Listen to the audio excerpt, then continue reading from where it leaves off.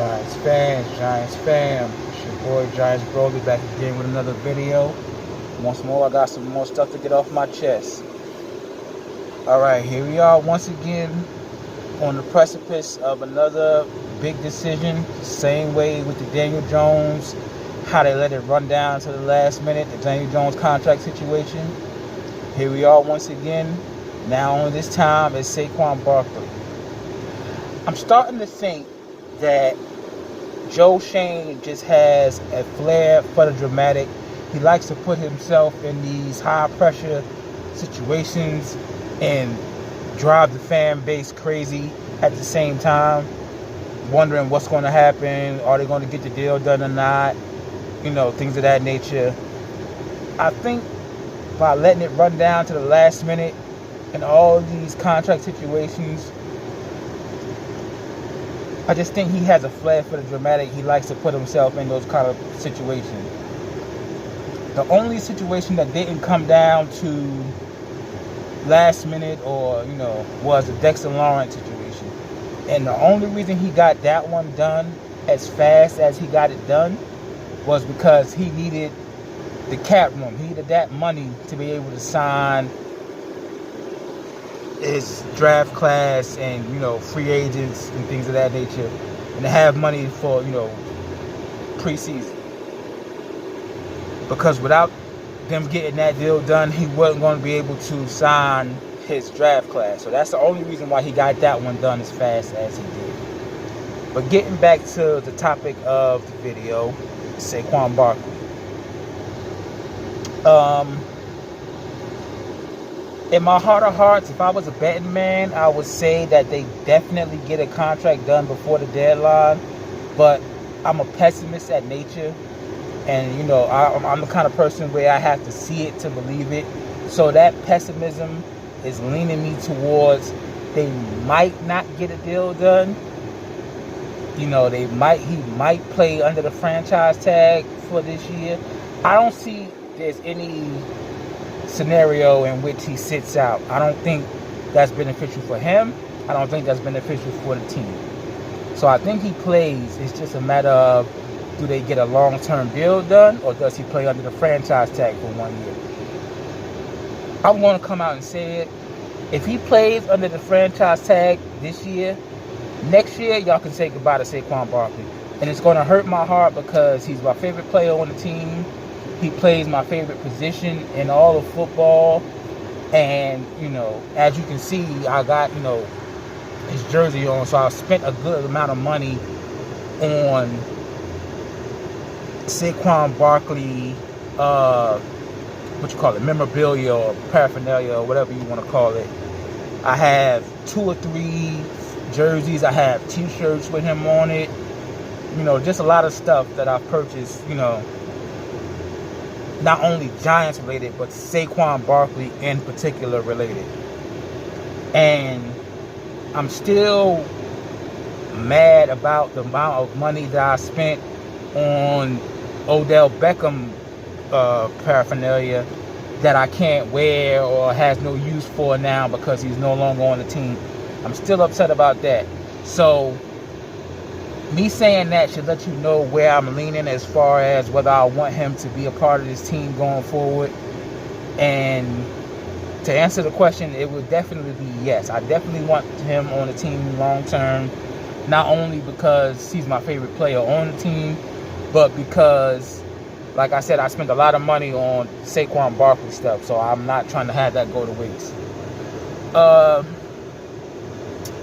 Playing devil's advocate, I know, a lot of people like to say, oh, you don't pay running backs, and, and that's true to an extent, but I was on Twitter, and I saw a quote from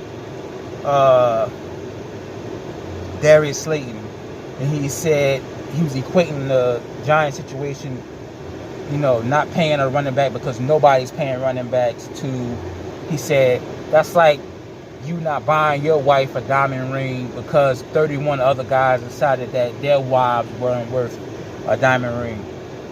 And I get what he's saying to a certain extent, but On the other hand, like I said, playing devil's advocate, I don't really see the correlation there, because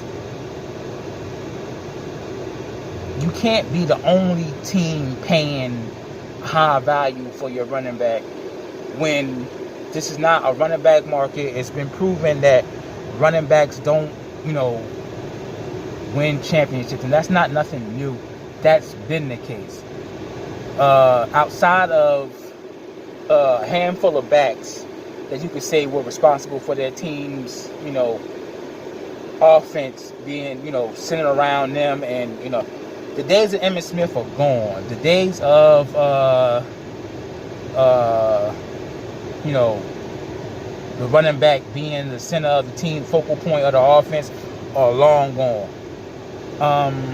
Not to say that they won't ever return to that, because one thing we know about the NFL is cyclical. It goes in cycles. Things reoccur over and over and over again. But as it stands, running back is not a value position in the league, and a lot of teams are showing that they can win without a bell cow or without a franchise caliber back. Case in point, Kansas City just won a championship with a guy named Isaiah Pacheco. Nobody knew who the hell he was coming into this season. You can't tell me, if you're not a Kansas City fan, you can't tell me you knew who the hell Isaiah Pacheco was. But that was the starting back on the Kansas City Chiefs that just won a Super Bowl. I can't even tell you, just me being honest, I can't even tell you who the Rams starting running back was when they won it a couple years ago. So recent history has shown us that a $20 million, $30 million, dollar running back is not what you need to win a championship, and in more cases it's a deterrent than it actually is a help. It hurts more than it helps, because if you got the big dollar running back and you don't have the money to pay at least a starting caliber or slightly above caliber quarterback, you playing backwards. You hustling backwards. So, as much as I would like to see Saquon get a deal, I can understand the team not wanting to pay a ridiculous amount for a running back. Saquon's only fault in this whole situation is misreading the market. Like, he gambled on himself, rightfully so. At the midseason, they offered him a deal. He said, no, I'm going to play out the rest of the season and see how that goes. The minute he turned down that deal at the trade deadline, Joe Shane made a concerted effort to say, okay, well, we have to kind of go away from him in the game plan. If you look at it, after that, after midseason, his numbers took a dip, and the only game he was really like a big factor in was the Lions game. After that Lions game, it could have been anybody back there, and we would have still probably had the same outcome. He had one good run in the regular season Minnesota game, but in the playoff game, like I said, it could have been anybody back there. So the last half of the season, the game plan went away from Saquon Barkley purposely because of how the contract negotiations went. They said, okay, well, if there's a possibility we might not have him for a long term, we're not going to let him blow up and have this phenomenal last half of the season to push it to where we have to pay him more now.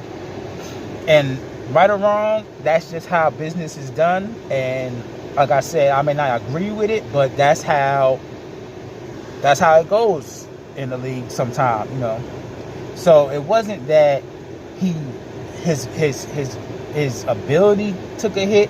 It was the game plan went away from using him as much as we were using him toward the beginning of the season. And, you know, to his credit, we did get a few more weapons for DJ. We got Isaiah Hodgins. We got, you know, Bellinger was, you know, coming back, fighting back from his eye injury. So we had him toward the tail end of the season.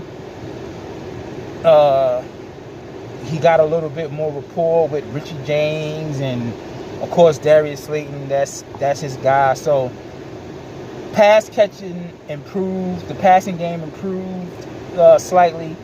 And so they went away from Saquon in the run game so much. Now, we have less than 24 hours to sign him to a long-term deal, or it's either franchise tag or sit out. Like I said earlier in the video, it's either, in my heart of hearts, I would love to see him sign a long-term deal, at least, you know, a 2-3 year deal, and, you know, hopefully, you know, we can make something happen within those 2 or 3 years, and he can show that he deserves to be, you know, a giant for life, as he said he wants to be. So, like I said, I can understand both sides of the situation. I can understand Saquon wanting as much money as he can get. I can understand the team not wanting to pay him but so much. Once again, to reiterate, I would love to see him be a part of this team for the foreseeable future. But if not, you know, that's just the way the cookie crumbles sometimes. That's how business is conducted. I'm going to try to have a reaction video tomorrow, regardless of what happens, whether they re-sign him or not. Got some exciting stuff coming down the pike. I'm going to try to go to a few training camp practices, so I'm going to have footage of that.